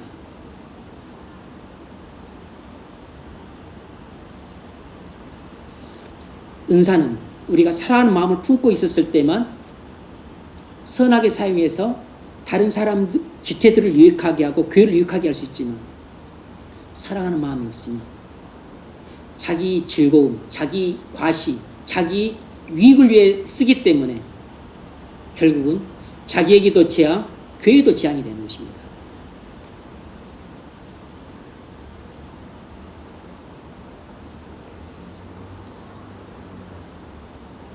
좀 더 큰 은사가 있고 조금 더 작은 은사가 있다고 볼 수 있지만 그러나 은사는 본질적으로 똑같은 가치를 갖고 있어요. 교회를 어떤 것이 좀 더 유익하게 하고 그리고 상대적으로 좀 더 덜 유익하게 할 수는 있지만 은사는 본질적으로 똑같은 가치를 갖고 있습니다. 그래서 성경에서 말하는 그 큰 은사는 저 사람은 갖고 있는데 저 사람은 예언 은사를 갖고 있는데 나는 예언 은사가 없고 나는 뭐 방언 은사야. 나는 맨 꼴찌에 있는 은사야. 뭐 나는 신의 은사밖에 못 갖고 있어. 뭐 나는 뭐 지혜 은사, 지혜의 말씀의 은사만 갖고 있어. 이렇게 불평하면 안 됩니다. 이렇게 불만을 품고 투덜대면 안 돼요. 그건 좀 이따 다루겠습니다. 여러분은 어떤 은사들을 갖고 있죠? 그 은사들을 갖고 여러분은 주님의 몸된 교회 지체들을 물심양면으로 섬기고 있나요? 주님의 몸된 교회를 사랑하는 마음으로 헌신적으로 섬기고 있나요? 그게 중요한 것입니다. 그런 사람이 주님 저는 지금 갖고 있는 은사로도 섬기게 해주신 것 감사합니다. 그런데 주님 저는 또 이렇게 더 섬길 마음이 생겼어요. 주님 그래서 이런 은사도 주시면 좋겠습니다. 저한테 뭐 병 고치는 신유 은사가 있으면 좋겠습니다. 그렇게 해서 받을 수도 있죠. 저는 영분별 은사를 갖고 싶어요. 주님 영분별 은사를 받는 것입니다. 그러면 남들이 못 보는 귀신을 볼 수 있습니다. 악한 영들을 볼 수 있어요. 악한 영들이 보입니다. 악한 영들이 그 일하는 것이 보여요. 근데 어떤 사람은 그걸 감당 못해서 주님 너무 무서워요. 그거 주님 저한테 가져가 주세요. 실제로 그렇게 기도를 해서 그 은사를 주님이 가져가신 경우도 있습니다. 악한 영들이 보이는데 너무 무섭대. 믿음이 감당이 안 되는 거죠. 그래서 가져가 달라고 여러 번 기도했더니 주님이 그걸 가져가 주셨다.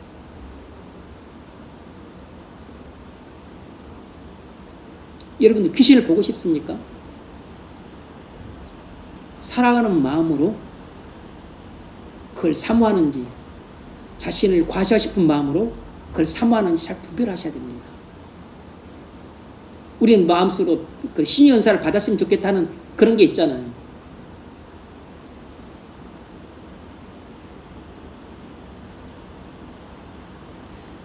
그렇게 눈에 두드러지는 그런 그 특별한 은사들은 정말 믿음이 뒷받침되지 않으면 자기한테 재앙이 됩니다.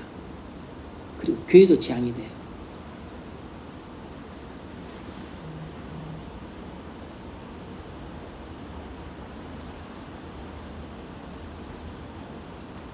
은사를 자기 과시용으로 쓰는 사람이 있습니까? 조심하셔야 됩니다. 하나님이 치십니다. 지체들과 교회를 사랑하는 마음으로 더욱 은혜롭게 섬기기 위해서 신령한 은사들을 사모하십시오. 그리고 본인이 절실히 필요하다고 느끼면 구하십시오. 그것이 성령의 뜻에 맞으면 성령께서 주십니다. 두 번째로, 이 6절은 무슨 뜻인가? 더 좋은 은사들을 사모하는 가장 좋은 방식으로, 더 좋은 은사들을 사모하는 가장 좋은 방식은 사랑을 따라 구하는 것이라는 것입니다.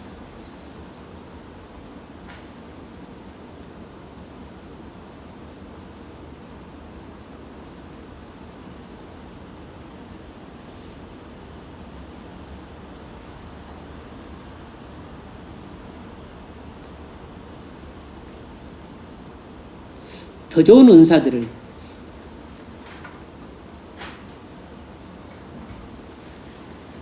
구하는 가장 좋은 방식은 사랑을 따라 구하는 것이라는 것입니다.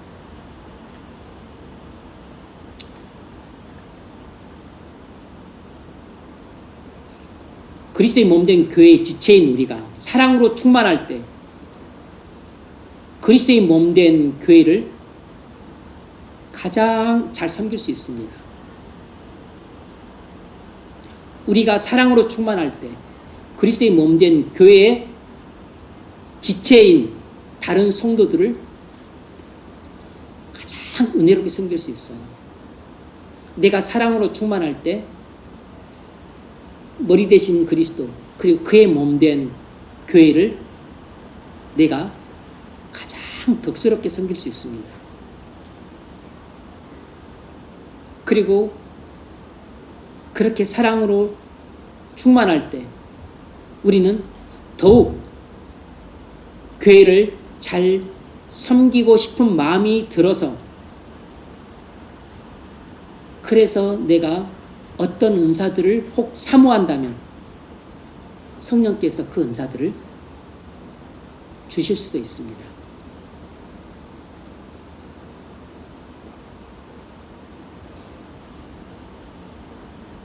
그러면 주님의 몸된 교회가 더욱 덕스럽게 성장을 하게 될 겁니다. 미약하지만 우리 교회가 그렇게 될 수 있기를 바랍니다.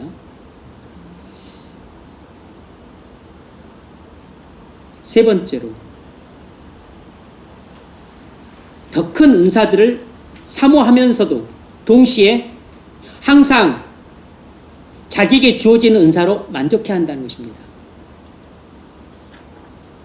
우리가 더 큰 은사들을 사모하면서도 동시에 항상 우리에게 주어진 은사로 만족해야 한다는 것이에요.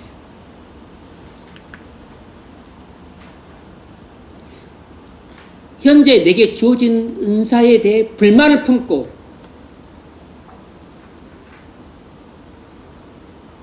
그리고 투덜대면서 다른 신령한 은사들을 구해서는 안 됩니다.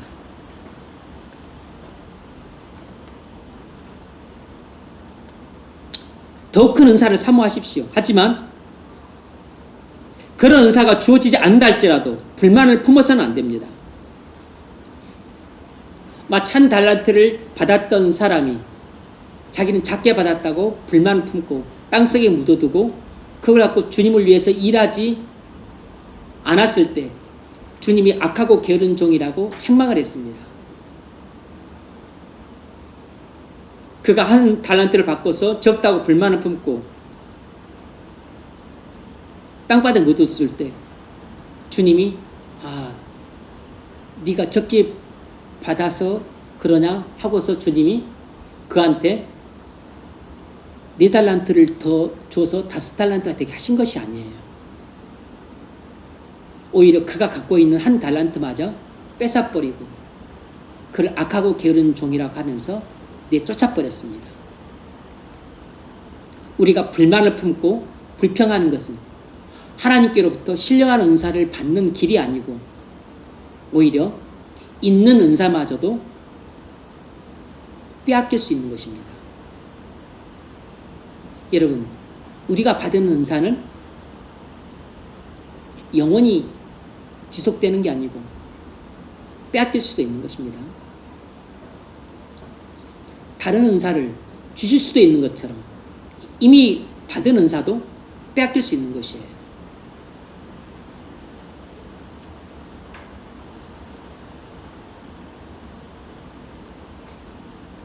평범한 은사를 받았다 할지라도 불평하지 마십시오. 주님이 왜 내게 이런 걸 주셨지? 이렇게 불만 품지 마세요. 그것은 우리가 그리스도의 몸된 교회에 관한 진리를 에 대한 이해가 부족해서 저지른 일입니다. 그리스도의 몸된 교회의 지체가 되어서 은사를 받아 다른 지체와 몸된 교회를 섬길 수 있는 것에 대해서 고마워하십시오. 감사하라고. 내 마음에 혹 안 들다 할지라도 주님이 우리에게 값없이 주신 선물이잖아요.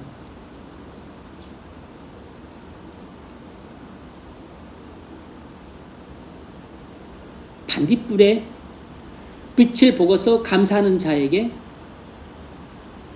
성냥불빛을 주십니다.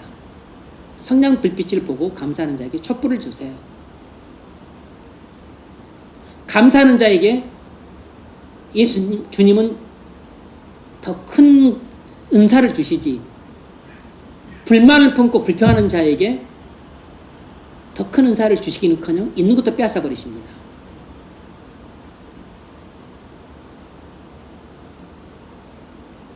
시편 84편 9절, 10절, 11절입니다. 주의 궁정에서의 한 날이 달의 북에서의 천년보다 나은즉 악인의 장막에 사는 것보다 내 하나님의 성전 묻지기를 입는 것이 좋사오니 여호와 하나님은 회오 광대이시라. 여호와께서 은혜와 영화를 주시며 정직하게 행하는 자에게 좋은 것을 아끼지 아니하실 것입니다. 아멘. 물론 이것이 은사에 관한 이야기는 아니지만 우리에게 적용해 볼 수 있죠. 하나님께서는 정직히 행하는 자에게 좋은 것을 아끼지 않고 베풀어 주신다는 것입니다. 하나님은 주님을 사랑하는 마음을 품고 몸된 교회를 잘 섬기고 싶어하는 사람에게 신령한 은사도 주신 법입니다. 그런데 이것이 은사 문제뿐이겠습니까? 신령한 복도 주시는 것이에요.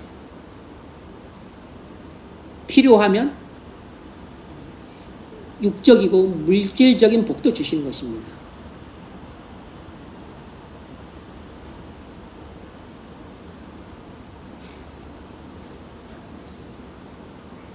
주의 궁전에서 한 날이 다른 곳에서 첫날보다 낫다고 생각하는 사람, 그 사람이 바로 정직히 행하는 경건한 사람이고, 그리고 사랑하는 마음 품고 주님의 몸된 교회를 잘 섬기고 싶어하는 사람이에요.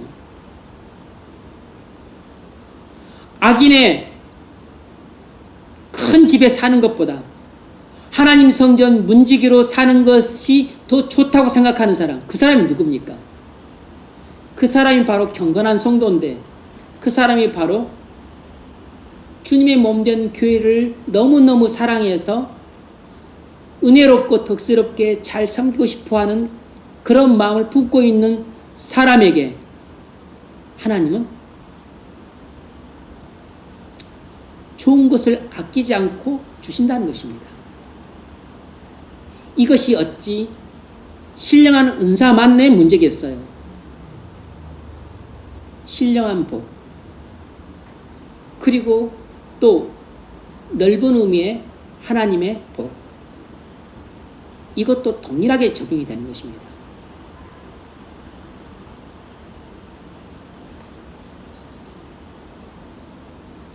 그 대표적인 예가 바로 솔로몬이잖아요. 솔로몬은 하나님을 사랑하는 마음이 커서 기본으로 가서 산당에서 하나님께 1000번제를 드렸습니다. 그런데 하나님이 명하신 것도 아니에요. 율법에 규정된 것도 아닙니다. 본인이 하나님을 사랑하는 마음이 커서 자원해서 1000번제를 드렸어요. 그리고 무슨 하나님께 소원을 들어달라고 구하지도 않았습니다. 그런데 떡하니 1000번제가 끝나던 날 밤에 하나님이 꿈으로 솔로몬을 찾아오셔서 네 소원이 무엇이냐고 물어봤습니다. 이건 솔로몬의 계획이 없던 일입니다. 그냥 솔로몬은 하나님을 사랑하는 마음을 품고 하나님께 자원해서 1000번의 제사를 지냈다고. 1000번에. 원래 제사 자체가 헌신을 의미하잖아요. 원래 제사 자체가 헌신을 의미한다. 헌신을. 하나님을 사랑하는 마음이 얼마나 컸으면 1000번이나 제사를 지내면서 하나님께 헌신하겠다고 그렇게 다짐을 했겠어요. 그것만 했을 뿐인데 하나님은 솔로몬이 내 소원을 좀 들어주세요. 기도하지도 않았는데 하나님이 꿈에 찾아오셔서 네 소원이 무엇이냐고 물어봤어요. 그러자 그때서야 부랴부랴 백성을 사랑하는 마음으로 재판을 올바르게 하기 위해서 지혜를 구했습니다. 이것도 일종의 은사죠.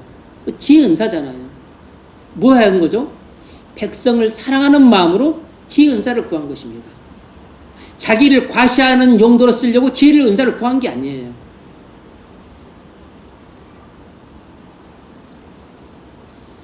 일신의 영달을 위해서 지혜 은사를 구한 게 아닙니다. 백성 뭐죠?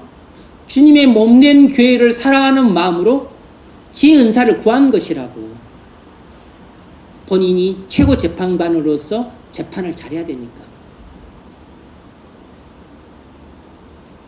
그랬더니 하나님이 또 이것을 기쁘게 보시고 지혜 은사만 주신 게 아니고 1+2예요. 다른 은사까지 주셨어요. 부귀와 명예와 그리고 장수까지 주셨습니다. 부귀와 명예와 장수는 이건 신령한 은사가 아니죠. 그건 이것은 육적이고 물리적이고 물질적인 은사라고. 하나님 선물이니까 은사라고 부르는 것입니다. 성령 은사는 아니지만. 처음에는 신령한 복을 주시더니 나중에는 그냥 육적인 복을 주신 것입니다. 어떻게 그 솔로몬이 받았죠? 1000번제를 드렸으니까 받았다고 하는 말은 너무 피상적인 대답이죠. 하나님을 사랑하는 마음을 품고 그냥 본인이 자원해서 1000번의 제사를 드렸던 겁니다. 1000번의 제사를 드리면서 1000번씩의 헌신을 다짐했던 것이에요. 그리고 네 소원이 뭐냐고 물었는데 그것도 백성을 사랑하는 마음으로 지혜를 구했던 것이라고. 그러니까 동일한 원리로 우리가 주님을 사랑하는 마음으로 주님께 헌신을 다짐하고 그리고 주님의 몸된 교회를 사랑하는 마음으로 섬기면서 주님의 몸된 교회를 더욱 사랑하는 마음으로 은사를 구하면 하나님이 우리에게 필요한 은사를 주시는 것입니다.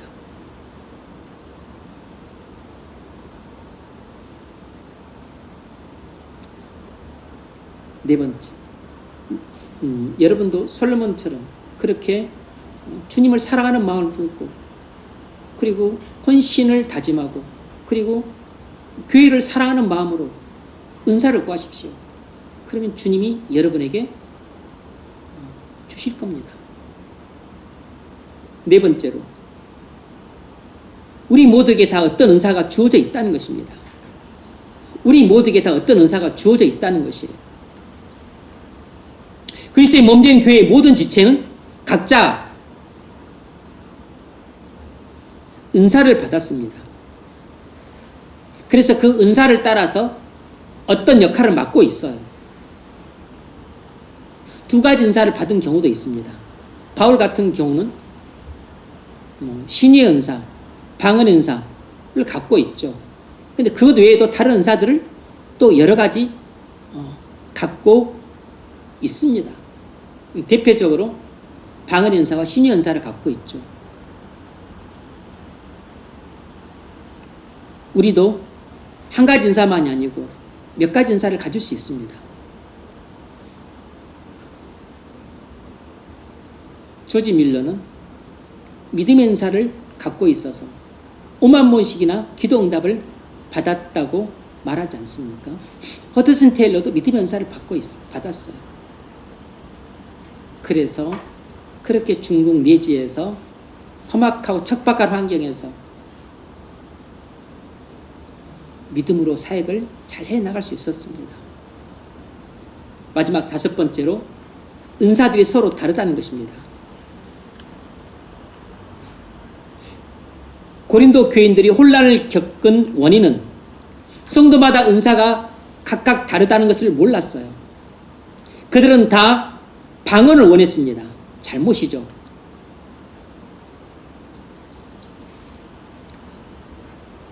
다 방언을 원하는 것은 무엇과 같냐면 우리 모든 지체가 다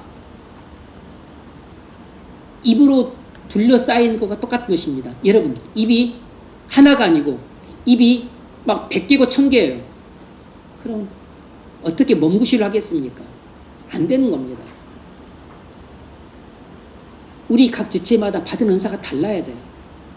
그래서 눈의 역할을 하는 사람, 귀의 역할을 하는 사람, 코, 입의 역할, 손의 역할을 하는 사람, 발의 역할을 하는 사람, 심장, 폐, 각기 역할을 다른 역할들을 해줘야 돼요.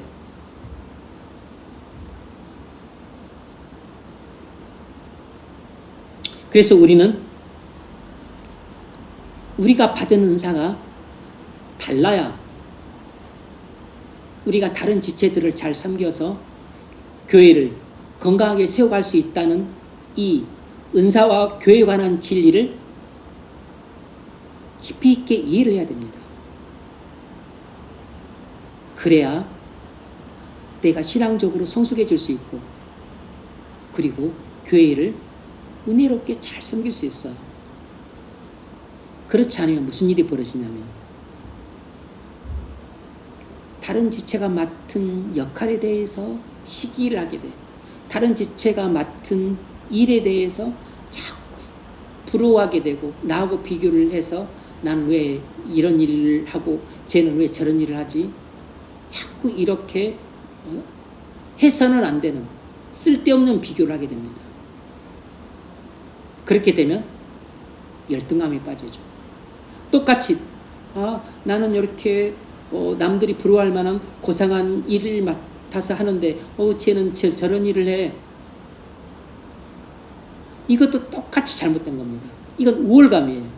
우월감에 빠져 있는 지체나 열등감에 빠져 있는 지체는 은사에 대한 이해가 완전히 잘못된 사람들입니다. 교회론이 완전히 잘못된 사람들이에요. 이런 사람들이 우울감에 빠진 사람들은 다른 지체들을 무시합니다. 깔봐요. 교회를 100번 해롭게 합니다. 열등감에 빠진 사람들은 다른 지체를 부러워하고 본인의 열등감에 폭발해요. 그 우울감에 빠지고 침체에 빠집니다. 그래서 본인도 병들고 다른 지체들에 대해서 불만을 품어. 그래서 다른 지체들에게도 고통을 줍니다. 그리고 교회를 병들게 해요. 열등감에 빠진 사람도 교회를 병들게 하고 우울감에 빠진 사람도 교회를 병들게 합니다. 교회를 세우라고 은사를 줬는데 교회를 해롭게 하는 사람들이 돼버려요. 그래서 은사론에 대한 이해가 얼마나 중요한지 모릅니다. 동시에 교회에 대한 이해가 대단히 중요한 겁니다. 교회와 은사에 대한 이해가 잘못되었기 때문에 초대교회가 그렇게 성령의 부심을 받고 성령의 은사들을 넘치도록 받았지만 자꾸 분쟁이 일어나고 혼란에 빠지고 어려움을 겪었던 것입니다. 그러므로 은사와 교회에 대한 이해가 올바르게 정립이 돼야 우리는 우울감에도 빠지지 않고 열등감에도 빠지지 않고 내게 주신 은사에 대해서 자족을 하고 그러면서도 불구하고 내게 사랑하는 마음이 넘칠 때 더 신령한 은사를 사모해서 구하면 성령께서는 얼마든지 주십니다. 안 주셔도 그만인 것이에요.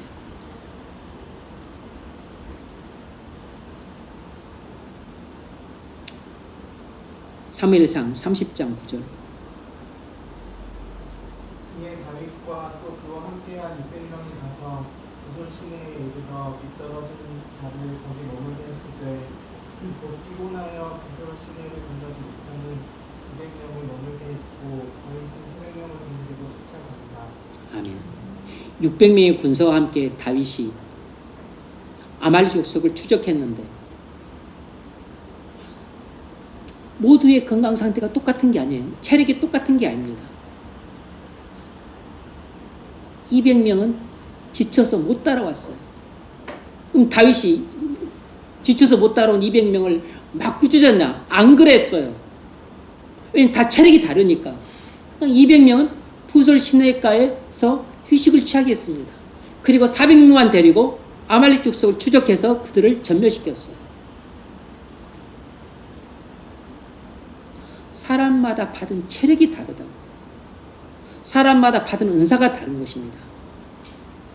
예를 들면 체력이 약한 사람들 중에서도 아주 전략가도 있고 또 뛰어난 용사도 있을 수 있잖아요. 활을 잘 쏘는 사람도 있고 칼싸움을 잘하는 사람도 있고 그리고 공성태를 잘 만드는 사람도 있을 수 있죠. 그건 체력이 약한 걸 그것 하나의 은사잖아요. 은사가 다른 것입니다.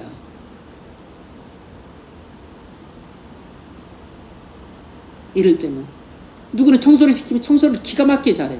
누구는 청소를 시키면 청소를 못해. 그 청소도 뭐 은사라고 부르진 않지만 어쨌든 그냥 좀 다른 것이에요. 청소는 못하지만 다른 거 잘할 수 있잖아요. 자, 적용점을 읽어보십시오. 당신은 어떤 은사를 받았습니까? 당신은 그 은사를 갖고 지체들과 교회를 사랑하는 마음으로 은혜롭게 섬기고 있습니까? 이 당신은 다른 지체들이 받은 은사들을 부러워하거나 열등감을 느끼십니까? 아니면 자신이 받은 은사에 대해 우월감을 느끼며 자신을 자랑하고 높이는 데 사용하십니까? 그렇지 않으면 그리스도의 몸인 교회의 유익과 덕을 위해 종이 되어 사랑으로 섬기는 마음으로 사용하십니까? 네. 그래서 우리가 은사에 대한 올바른 이해를 하려면 먼저 그리스도의 몸된 교회와 지체의 관계, 머리 대신 그리스도, 몸된 교회, 그리고 몸된 교회의 지체인 성도들, 이 교회에 대한 진리에 대한 이해가 좀 분명해져야 됩니다. 그리고 은사에 대한 이해가 충분해야 돼요. 그래야만 우리가 지체로서 은사를 갖고 지체와 교회를 은혜롭게 섬길 수 있습니다. 그리고 사랑하는 마음으로 그렇게 교회를 섬기러 갈 때 주님은 사랑하는 사람한테 신령한 은사들을 주시되 넘치도록 주실 수 있으세요. 믿으시길 바랍니다.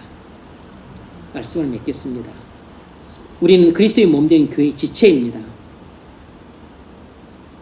그러므로 우리는 우리가 받은 은사를 그리스도의 몸된 교회를 덕스럽게 세우는 데 써야 돼요.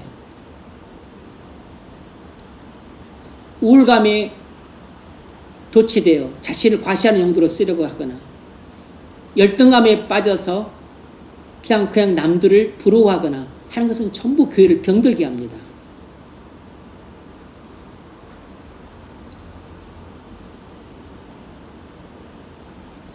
다른 지체들을 시험 들게 하고 그리고 교회를 해치는 데 은사를 사용하는 경우는 은사를 악용하는 경우예요. 이것은 최악의 경우입니다. 그런데 그런 선례들이 많이 있어요. 특히 신의 은사 같은 경우가 많이 그랬습니다. 신의 은사만이 아니에요. 예언 은사를 받은 사람들도 그래요. 그런 사람도 자칫 교회 무당처럼 행세하는 경우가 있습니다. 이게 은사를 사용하는 것인지 교회의 무당인지 분간이 안 될 정도로 그렇게 교회를 병들게 하는 사람들이 있습니다. 방언 은사를 갖고도 다른 사람을 시험 들게 할 수 있어요. 그러므로 다른 은사들도 얼마든지 지체들을 시험 들게 하고 교회를 해롭게 할 수 있습니다. 은사는 마치 예리한 칼과 같고 그리고 뜨거운 불과 같은 것이에요. 사용을 잘해야 됩니다. 아주 필요 적절하게 사용을 잘해야 돼요. 그러기 위해서는 믿음이 성숙해야 되고 그리고 교회를 사랑하는 마음이 불같이 뜨거워야 됩니다. 그래야만 은사를 선용할 수 있습니다.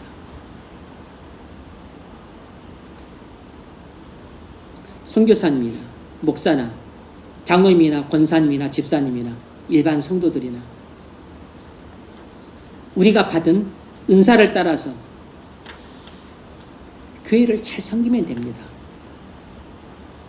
그것을 보고 주님은 우리를 착하고 충성된 종이라고 불러요. 우리가 어떤 은사를 받았느냐는 별로 중요하지 않습니다.